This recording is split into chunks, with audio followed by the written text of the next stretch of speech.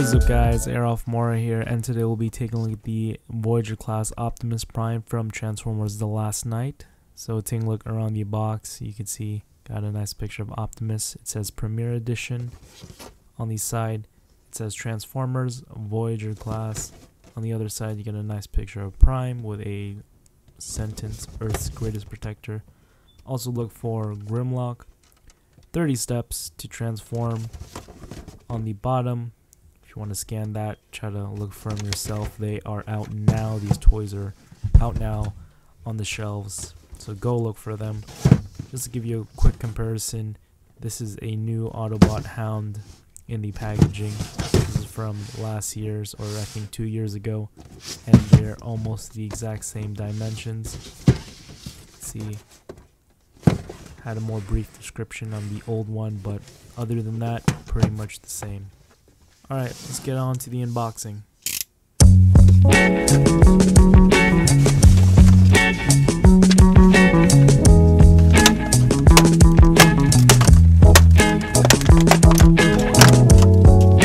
Alright, before we take a look at Optimus Prime, we'll take a look at the shields here, just doing a quick comparison.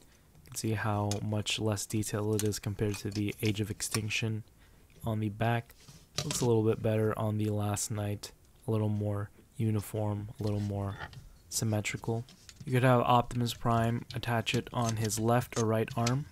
That is optional. Alright, so now comparing the two swords, you can see Age of Extinction's one, it has this clear yellow plastic, which is less movie accurate, and the Last Knight is a darker orange and is more movie accurate. Just wish that they painted the gray handle silver, but other than that, he's good on accessories. Now just comparing the two figures, I really like the Last Knight for its sleekness. It's a little bit backpack heavy, but compared to the Age of Extinction, I feel like the Last Knight is the definitive Prime for the leader class. Not the repaint. There's gonna be a, what is it? Like a Takara Tomy exclusive or something? Or a Masterpiece Optimus Prime. There you go. Okay, so taking a closer look at Optimus Prime here, you can see the head is really nicely sculpted and really nicely painted. It's nicely painted, but the paint job could have been more. They could have added more paint detail. See on the shoulders, I really like what they did with the shoulders here. It's very accurate. This is the most accurate Prime that we have to the Age of Extinction and Last Knight ever. You see the arms here. I wish that they really made it more layered, how it is in the both of the 4 and 5 Transformers movies. See the paint here. Really like the metallic blue that they used. The bottom, really like this little cover thingy for his crotch area, whatever you call it. Going down on the bottom here, like the sculpt on the legs. Really like how clean the paint is. The bottom of the feet, pretty hollow. On the back, got this huge backpack. Wish that they had a way to transform this down even more. The bottom of his back here is very bulky. He has like rocket boots for feet. But other than that, the sculpting is great. They got the torso part right. It's just that the kibble parts need to be transformed a little bit better. But as for his articulation, his head is on a ball joint. You can see right there, just popping it back on here. It's kind of little. Okay, so his head goes up all the way and down slightly. You can go side to side, like so. His arms do rotate all the way around. They go in and out that far. He has a upper bicep swivel, single jointed elbow. No wrist articulation, which is kind of disappointing. But he does have waist articulation, but this is only due to the transformation. Right there. His legs kick up really high, and his legs kick back as much. Goes out. You can actually do the splits right here. Almost the splits. You can bend out that far. He has a thigh swivel. He has a single jointed knee. But as for his feet, nothing. Just nothing, Hasbro. Come on. Now you could attach the sword here on the back of his smokestacks here. It's on the left side. You could just slide that in there.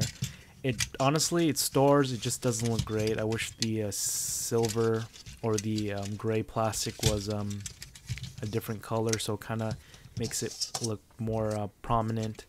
And for the shield here, you could put it either or, like I said before, but I wish that they actually added a hole back here to attach the shield, but that's okay. With his limitless articulation, you could still get him into some pretty decent poses. You could see here, you can actually move the shoulder pads around here and the crotch guard right there. Alright, so moving on to his transformation here. It shows on the box 30 steps, and it's kind of simple.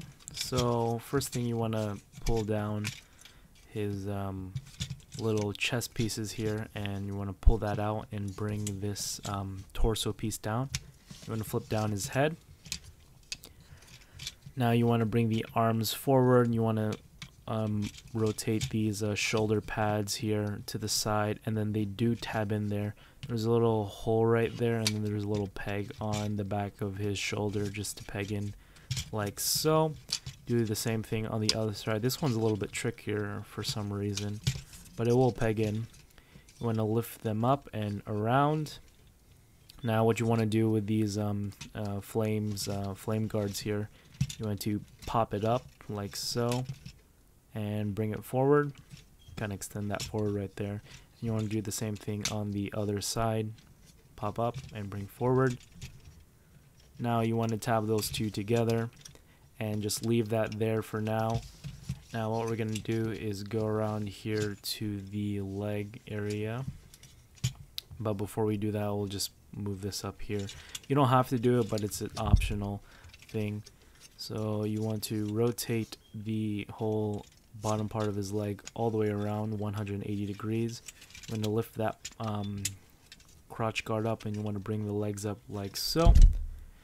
Now what I like doing here is untabbing the foot and then untabbing the wheel here. You want to turn that around 180. You want to turn the wheel to the side like so. You want to do the same thing on the other side. Turn around, and then after that you want to rotate the legs facing each other 90 degrees, and then you want to pull the foot up just like so. It will tab in right there, that little tab and that little hole right there. It will just tab in like so.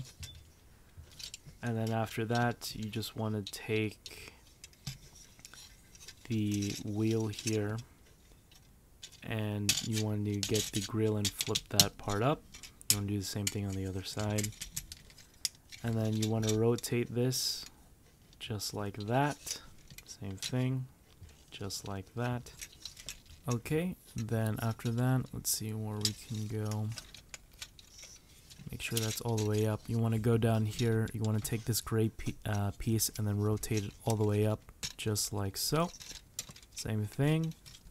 Once you got that, I like to tab them together. This will form the holding for the shield here. Then make sure that's snug in, and then you want to make sure that's very laid back, and then you want to pull the wheels to the front here. Make sure you want to tuck that in underneath the torso part. Make sure these tabs into the leg in there, just like so. It's kind of tricky here with the legs here, because sometimes they untab and sometimes they don't. You can see I'm having a tough time tabbing them in. And then what I like doing is attaching the arms to the front of the wheels here, just like so. Once I got that in, I'll just bring the two halves together, and that will form the front of the truck here. Now, next thing, make sure everything's tabbed in there.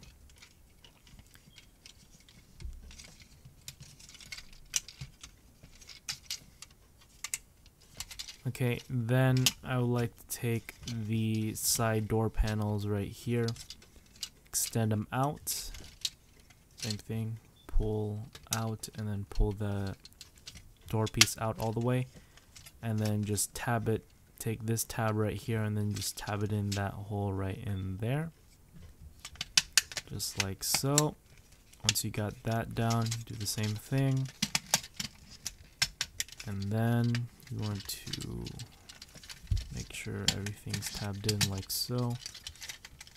See, I had a little problem here with the shoulder guards, and then after that, make sure everything's tabbed in the front, and then everything looks good. Then you would take the top part with the window shield and tab that in like so on this part and that part, and then do the same thing, boom boom, and then shabam, there you go. There's Optimus Prime. Holy crap, that took so long.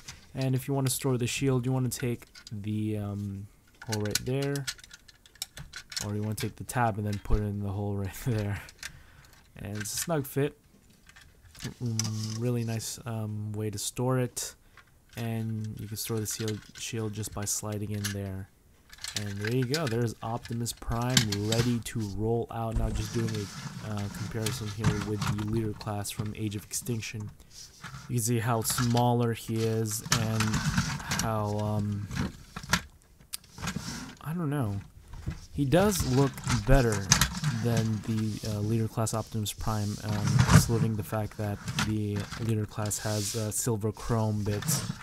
But I really like what they did with the windshield design. You can see the length here. The windshield, I like that they painted it black. Now going down to the bottom, you can see the robot kibble down there. Now taking a closer look at Prime here, you can see the little itty bitty logo, robot logo right there on the front. You can see there is some text right here about the Western Star model name of the truck. You can see the wheels here. They are not rubber wheels, but they do have the Autobot logo with the Western Star logo in the middle of the two wheels on the back. The tail lights right there. Really very minor paint apps, but it's a Voyager class, so what can you do?